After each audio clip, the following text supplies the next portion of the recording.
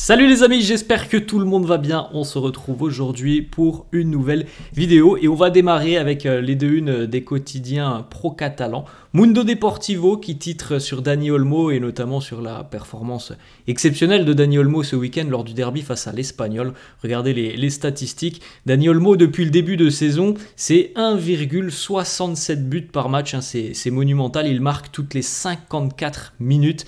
5 tirs cadrés depuis le début de saison, ils ont tous terminé au fond des filets.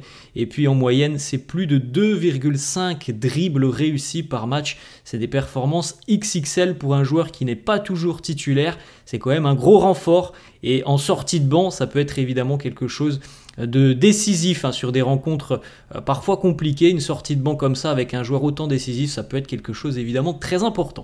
On enchaîne avec la une du quotidien Sport où on retrouve notamment Lamine Yamal en une. Alors on a Carlo Ancelotti en dessous, mais on a Lamine en haut. Lamine un adelantado a los tiempos de Messi. Alors on l'a vu hier les amis, cette statistique. Lamine à l'heure actuelle à 17 ans, il est dans les temps de passage de Lionel Messi, ce qui est quand même assez hallucinant. Alors on lui souhaite évidemment la même carrière, mais après 50 matchs sous les couleurs du FC Barcelone, Lamine Yamal à l'heure actuelle, c'est 10 buts, 14 passes décisives. Il y a quelques années en arrière, lorsque Messi était à 50 matchs du côté du Barça, c'était 21 buts et 4 passes décisives, donc ils ont quasiment les mêmes statistiques, même si évidemment on sait que Messi marquait plus que Lamine Yamal.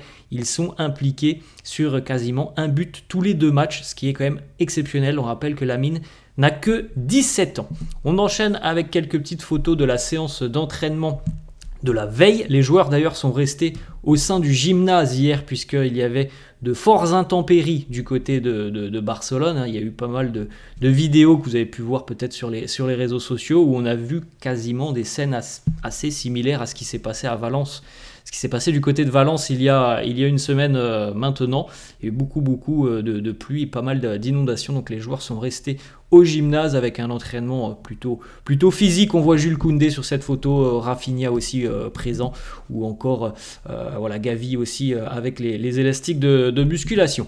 On a une petite statistique sur Jules Koundé justement, c'est quand même un pilier de la défense catalane. Jules Koundé depuis un an maintenant, puisque depuis le mois de novembre l'année dernière, il n'a raté aucun match du Barça. Et on sait à quel point il est important dans le système défensif de Xavi et maintenant d'Hansi Flick. C'est véritablement un pilier et c'est un joueur qui a cette capacité aussi à éviter, et c'est tant mieux, les pépins physiques. Il n'est jamais blessé, Jules Koundé, donc c'est extrêmement important. Autre petite statistique sur Inigo Martinez et sur le début de saison du défenseur barcelonais. Depuis le début de saison, Inigo Martinez est quand même assez important dans les relances. Regardez cette statistique, 982 passes pour Inigo Martinez depuis le début de saison. On sait que le Barça aime beaucoup relancer depuis l'arrière. C'est une statistique qui le prouve avec beaucoup de relance vers l'avant justement de la part du défenseur espagnol. C'est le joueur qui a réalisé le plus de passes depuis le début de saison. Autre statistique, alors celle-là, elle relève à l'heure actuelle de la forme de l'utopie, puisque si le Barça continue avec les statistiques qu'ils ont depuis le début de saison, ils vont battre un record assez dingue, puisque si on reste sur cette moyenne d'à peu près 3,5 buts par match pour le Barça, en fin de saison, ils auront inscrit 127 buts en Liga. Donc c'est évidemment un record si ça se passe comme ça. Alors après, on peut aussi se dire qu'il y aura certainement des coups de moins bien, mais que déjà, au vu de tous les buts qui ont été marqués depuis le début de saison, je pense sincèrement que le Barça va dépasser la barre des 100 buts en fin de saison en Liga. On en prend le chemin au vu de la performance exceptionnelle des joueurs dans le domaine offensif. Ça dépassera certainement les 100 buts. De là à atteindre 127 et écrire encore une fois une page de l'histoire de la Liga, on verra. Mais en tout cas, ils sont partis sur des bases quand même assez démentielles. C'est 3,5 buts par match pour les Catalans. On regarde aussi ces statistiques pour Rafinha. Rafinha aussi, un homme clé du début de saison. Il est métamorphosé. Alors, c'était déjà le cas un peu sur la fin de saison l'année dernière. Et on voit les stats cette année. Il est déjà à 11 buts en 15 matchs. la saison dernière, il n'avait pas atteint cette barre des 11 buts. Hein. C'était 10 buts après 37 matchs de Liga. Donc on a un joueur, comme on l'a déjà dit, en pleine confiance, Rafinha, qui s'exprime à merveille sur le terrain. On a vu les stats aussi hier. Hein. Le danger arrive de partout du côté du Barça, avec beaucoup de joueurs qui sont déjà impliqués sur un minimum de 5 buts depuis le début de saison. Autre statistique, cette fois-ci, c'est sur Lamine Yamal, dont on a déjà parlé tout à l'heure. Seuls 2 joueurs cette saison en Europe, dans les 5 grands championnats, ont réalisé plus de 25 passes clés et plus de 25 dribbles réussis. Ils ne sont que 2 à avoir réalisé cette stat. Lamine Yamal pour le Barça et Florian Wirtz du côté du Bayer Leverkusen. Voilà, Lamine est évidemment un joueur qui apporte le danger. Alors il est capable de marquer, il est capable de délivrer des passes D, mais il sait aussi évidemment faire beaucoup de différence avec ses dribbles dévastateurs. On continue avec la petite demande de Lamine Yamal qu'il a reposté d'ailleurs sur son compte Instagram. Alors visiblement Lamine doit beaucoup jouer à FIFA puisqu'il a fait une demande justement à eSport pour qu'on lui augmente sa carte sur FUT. Je ne sais pas quelle est la note de Lamine Yamal sur FUT, mais visiblement il n'est pas satisfait de sa note, donc voilà, il a fait une demande à eSport pour qu'on lui augmente la note de sa carte. On regarde, les amis, le groupe de Hansi Flick pour le déplacement demain du côté de Belgrade en Serbie. Donc le groupe est au complet du côté du Barça, et évidemment au complet, hormis les absences qui étaient déjà connues. Hein, on rappelle Marc-André Ter Stegen, Christensen, Araujo, Bernal, Eric Garcia, Ferran Torres sont tous absents, mais bon, voilà, il n'y a pas de nouveauté. D'ailleurs, le Barça prendra l'avion à 11h aujourd'hui. Alors hier, il y avait des images qui montraient pas mal d'inondations d'ailleurs du côté de l'aéroport de Barcelone. Bon, visiblement pas de problème, les joueurs vont pouvoir partir dans la matinée direction la Serbie pour la rencontre de Ligue des Champions qui aura lieu demain. Petite information qui concerne Eric Garcia. Alors Hansi Flick a annoncé le week-end dernier qu'il allait revenir vraisemblablement après la trêve internationale. Eric Garcia souffre de douleurs dans la région du pubis, certainement une pubalgie, donc le joueur va continuer son traitement et va se reposer jusqu'à ce qu'il soit remis de cette gêne, donc potentiellement retour, on l'espère pour lui, d'ici 3 bonnes semaines. On enchaîne avec une autre information du quotidien sport sur Marc-André Ter Stegen. Marc-André Ter Stegen et son processus de récupération, ça se passe visiblement plutôt bien. Du côté de la fédération allemande de football, on s'attend à le voir revenir avant la fin de saison.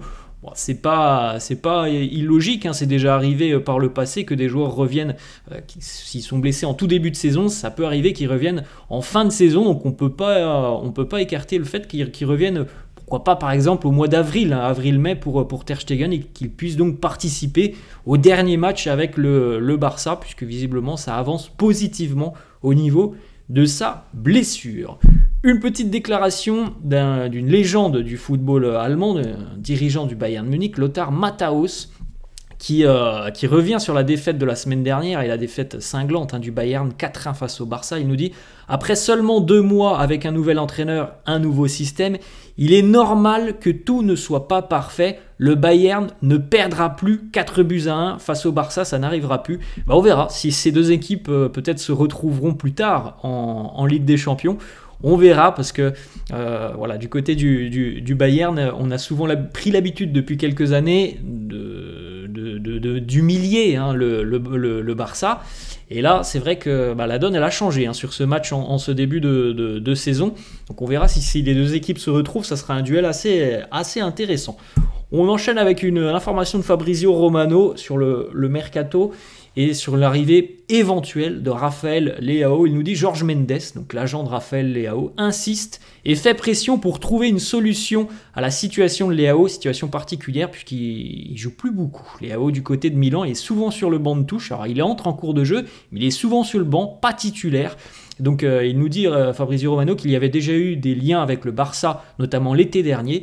Il travaille, son agent, pour voir s'il peut apporter une proposition à Milan pour 2025. Pas d'offre pour l'instant, mais en tout cas, ça serait un dossier à surveiller. Le Barça, certainement intéressé par Raphaël Leao, même si il y a quand même du monde du côté du Barça dans le secteur offensif, et encore plus sur le côté gauche. Mais voilà, visiblement, il y a toujours un intérêt hein, du club catalan pour Raphaël Leao, même si ça bougera pas cet hiver, hein. Il y a peu de chances que ça bouge cet hiver, mais certainement l'été prochain. Autre information, c'est le quotidien portugais A Bola qui nous annonce que Deco a démarré des négociations avec voilà, les représentants de Victor Gyökeres pour le convaincre du projet du Barça. D'ailleurs, le joueur aurait déjà un accord avec le Sporting, un accord qui lui permettrait de quitter le club s'il y a une offre aux alentours de 60 ou 70 millions d'euros. Gyökeres, c'est l'attaquant qui est suivi par toute l'Europe. Hein. Il a une cote phénoménale, il a des statistiques qui sont incroyables. Hein. Il marque plus de buts qu'il ne joue de matchs. Hein. Déjà cette année, c'est 16 buts en 10 matchs, hein, ce qui est quand même assez dingue. Il a une cote phénoménale partout en Europe. Tous les plus grands clubs européens sont intéressés par Victor Gyökeres. D'ailleurs, le Barça sait aussi qu'il faudra peut-être lever une clause de 100 millions d'euros, donc ça peut être très cher hein, quand même, et ça c'est un peu problématique pour le Barça. Le Barça serait même prêt à inclure des joueurs pour tenter de faire baisser le prix de Gyökeres. Pourquoi pas Vitor Roque, qui pour le moment est du côté du Betis, ou alors encore Trincao. Bon, ça reste à être décidé. Est-ce que le Barça jettera son dévolu sur Gyökeres? Est-ce qu'il y aura d'autres opportunités? On n'a jamais écarté le nom aussi d'Haaland hein, du côté du Barça, donc ça reste une possibilité. Mais en tout cas, oui, Gyökeres est bel et bien suivi par le Barça. Voilà les amis, la fin de cette vidéo, j'espère que ça vous a plu. N'hésitez pas comme d'habitude à lâcher un petit pouce bleu, merci à tous ceux qui le font. N'hésitez pas à vous abonner à la chaîne, merci à tous ceux aussi qui rejoignent la chaîne. Je vous souhaite une très bonne journée et je vous dis à la prochaine. Ciao à tous.